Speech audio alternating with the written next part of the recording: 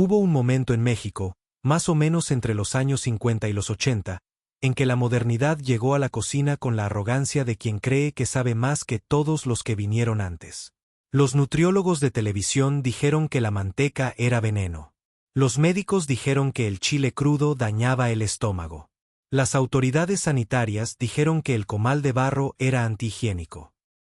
Y las familias mexicanas, que llevaban siglos cocinando de una manera específica que funcionaba, les creyeron y cambiaron. El problema es que la ciencia lleva 20 años deshaciendo esas afirmaciones una por una, y lo que está encontrando en cada caso es la misma respuesta incómoda: la abuela tenía razón. Esto es lo que los científicos finalmente admitieron. 7. Usar el agua de cocción del frijol, el caldo sucio que resultó ser oro nutricional. Durante décadas, la instrucción más común en las cocinas mexicanas que querían modernizarse fue tirar el agua en que se habían cocido los frijoles antes de comerlos, porque esa agua oscura y turbia que quedaba después de la cocción tenía mala apariencia y se asociaba con la flatulencia y con una digestión pesada que la familia prefería evitar. La abuela que se negaba a tirar ese caldo y que servía el frijol con todo su líquido era vista como alguien que cocinaba a la antigua, sin considerar lo que era mejor para la salud de los suyos. Lo que la ciencia encontró décadas después es que ese caldo oscuro que nadie quería es una de las fuentes más concentradas de polifenoles, antocianinas y almidón resistente que la cocina mexicana produce, con una actividad antioxidante documentada que supera muchos superalimentos que hoy se venden en cápsulas a precios que ninguna familia de clase media puede costear. Investigadores del Instituto Nacional de Ciencias Médicas y Nutrición documentaron que el caldo de frijol negro tiene propiedades antiinflamatorias sobre la mucosa intestinal y prebióticas sobre la microbiota que el frijol sin su caldo no puede transmitir de la misma manera, porque los compuestos responsables de esos efectos son precisamente los que se disuelven en el agua de cocción que por años se mandó al drenaje. 6. Añadir chile crudo a la comida de los niños. El peligro que fortaleció generaciones. La prohibición del chile para los niños fue uno de los mandatos médicos más consistentes de la segunda mitad del siglo XX en México. Los pediatras advertían que el chile irritaba la mucosa gástrica de los menores, que producía gastritis temprana y que dañaba el sistema digestivo en desarrollo de una manera que solo se manifestaría años después. Las madres que seguían añadiendo chile serrano crudo a la comida de sus hijos de 3 o 4 años. Como lo hacían sus propias madres, como siempre se había hecho en las cocinas de rancho sin que nadie le preguntara al médico, eran cuestionadas por irresponsables. Lo que la investigación científica acumulada en las últimas 2 décadas muestra es exactamente lo contrario. La exposición temprana y gradual a la capsaicina del chile en la infancia no daña la mucosa gástrica sino que la entrena, produciendo una adaptación de los receptores TRPV1 del estómago que hace que el sistema digestivo adulto de esa persona sea más resistente a la irritación, más eficiente en la producción de mucosa protectora y menos susceptible a la gastritis que el sistema digestivo de alguien que creció sin chile. Las generaciones de mexicanos que crecieron comiendo chile desde pequeños y que hoy tienen estómagos que toleran picores que ningún extranjero puede imaginar no son una anomalía genética sino el resultado exacto y predecible de un entrenamiento digestivo que la abuela aplicó sin necesitar ningún estudio científico que se lo aprobara. 5. Reutilizar el aceite de fritura varias veces. El error que resultó tener lógica. La instrucción de tirar el aceite de fritura después de cada uso se convirtió en los años 80 y 90 en uno de los mandatos más repetidos de la nutrición popular mexicana, basado en la idea de que el aceite que ya había sido calentado varias veces desarrollaba compuestos tóxicos que dañaban la salud de quien consumía lo que se frió en él. La abuela que guardaba el aceite de fritura en una olla pequeña en la estufa y lo usaba durante varios días filtrándolo con un trapo antes de cada uso era vista como alguien que ponía en riesgo a su familia por ahorrar unos pesos. Lo que la ciencia de los aceites de fritura establece hoy con más matiz y más honestidad es que el daño del aceite reutilizado depende completamente de la temperatura a la que se calentó, del tipo de aceite y del número de usos.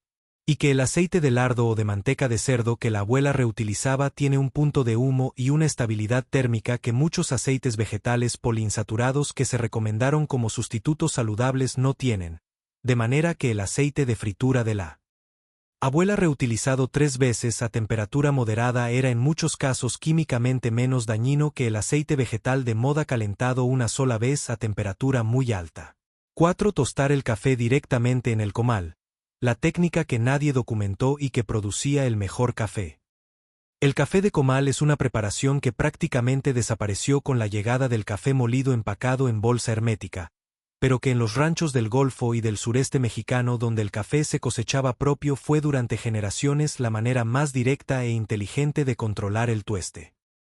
Los granos verdes se ponían directamente sobre el comal de barro a fuego muy bajo y se movían constantemente durante 20 o 30 minutos hasta que tomaban el color exacto que la cocinera quería, proceso que permitía un control del tueste imposible de replicar en ningún tostador industrial porque dependía del ojo, del oído. El segundo crack del grano es un sonido específico que quien lo conoce reconoce sin explicación, y del olfato de quien tostaba.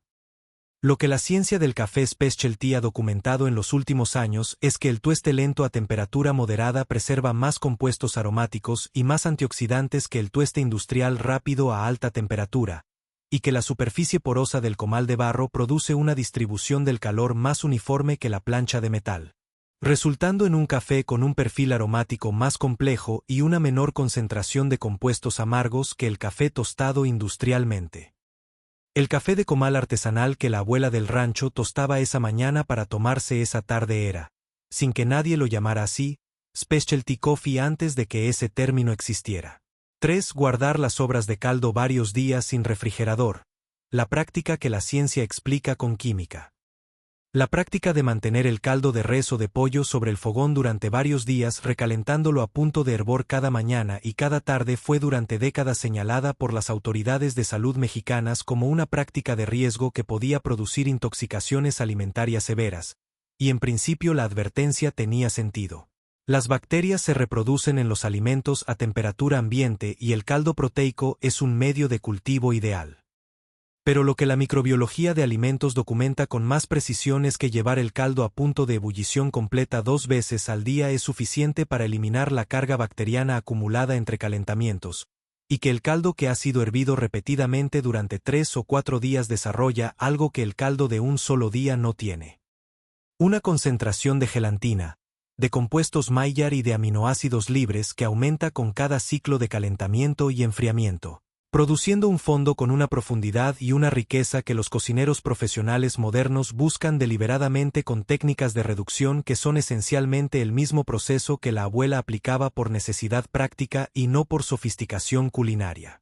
2. Cocinar los quelites y verduras silvestres sin lavarlos con jabón. La suciedad que tenía microbios buenos.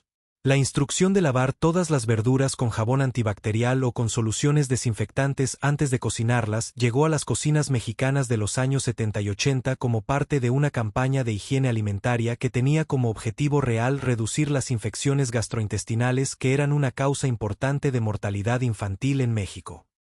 El objetivo era legítimo, pero el método tenía un efecto colateral que nadie calculó en ese momento: eliminar junto con las bacterias patógenas toda la microbiota beneficiosa de la superficie de las plantas, esos microorganismos del suelo y del ambiente que la medicina ancestral nunca identificó por nombre, pero que exponían al sistema inmune de quienes los consumían a una diversidad microbiana que entrenaba las defensas del cuerpo de manera gradual y constante. La hipótesis de la higiene. Una de las teorías más debatidas y más respaldadas de la inmunología moderna.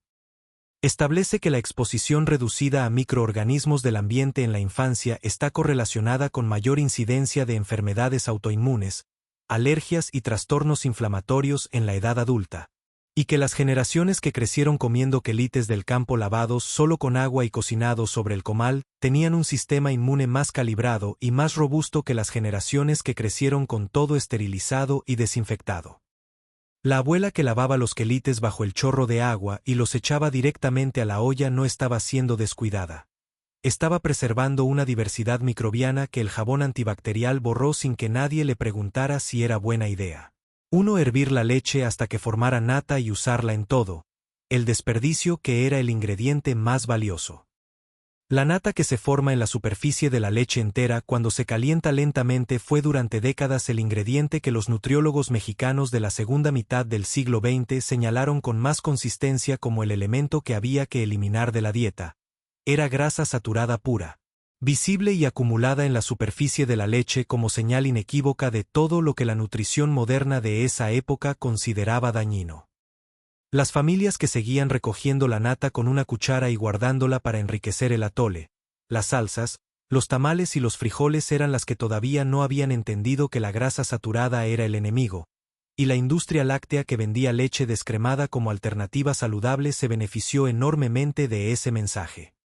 La revisión científica de la última década ha rehabilitado a la grasa láctea de manera tan completa que hoy resulta difícil creer que alguna vez fue el villano de la historia. Los ácidos grasos de cadena corta de la mantequilla y la nata tienen efectos documentados sobre la salud de la mucosa intestinal.